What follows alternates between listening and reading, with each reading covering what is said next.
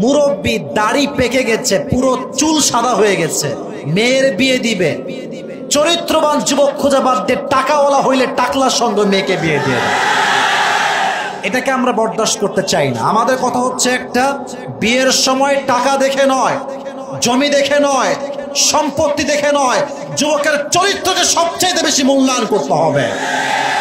আর আমার একটা বিশ্বাস হচ্ছে, একজন মেয়ে যদি চরিত্রবান যুবককে বিয়ে করতে চায়, তার টাকা পয়সা আহামরি লাগবে না, তার চরিত্রকে সুখের সন্ধান দিয়ে দিবে, ঠিক কিনা বলো? কিন্তু আপনি দেখবেন আমাদের দেশে কিছু মেয়ে আছে, এদেরকে দেখলে মনেই হয় না যে এরা কখনো মরবে, এমন একটা ভাব, দেখলে মনে হবে জান্নাত থেকে কেবলই পালায় দুনিয়াতে তারা আসছে। তাদেরও বোঝা উচিত, ये दिन दिन नहीं है, सामने और भी दिन बाकी है मेरे दोस्त, সামনে আরো দিন বাকি আছে। মেয়েরা যখন উল্টাপাল্টা পোশাক পরে রাস্তাঘাটে বের হয়, একজন যুবকের চরিত্র ঈমান দুটোই নষ্ট হয়ে যায় যুবক ভাই।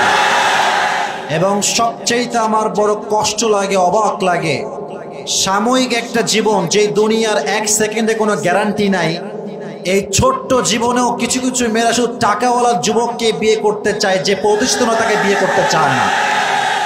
এবং আরো অবাক লাগে আমার এটা দেখে, কেউ মাইন্ড করবেন না, please don't take it negatively, I am to be serious with you man, আমাকে কোনো মজার বিষয় নিয়ে আসবেন না, আমি যা বলছি serious, and I am just talking about the reality, যা হচ্ছে বাংলাদেশে।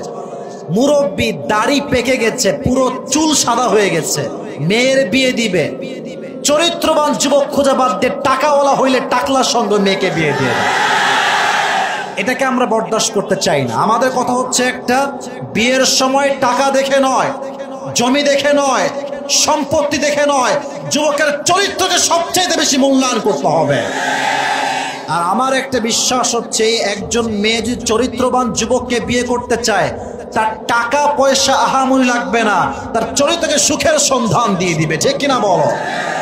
তো যারা আব্বাজান আছেন, আমার কথায় রাগ করবেন না, আপনাদের সবার কাছে একটা আবদার করছে, আব্বাজান, আমার আব্বাজান যারা আছেন, আর যারা আমার মায়েরা শুনছে আমাকে পর্দার আড়াল থেকে বা বাসার থেকে, আপনাদের পায়ে হাত দিয়ে আমি একটা আবদার করছি, যদি আপনার মেয়ে বাসায় থাকে, যুবতী, বিয়ের বয়স উপযুক্ত, আর যদি কোনো উপযুক্ত পাত্র পান, আজকে টাকা নাই, জব নাই, চাকরি নাই, ব্যবসা নাই, বাট মাথায় রাখবেন, যে যুবকের আজকের অবস্থান জিরো, কালকে সে আল্লাহ চাইলে হিরো তো হতে পারে। আপনি বিয়ে দিবেন না কেন? আপনি আমাকে বলেন, বিয়ে দিবেন না কেন?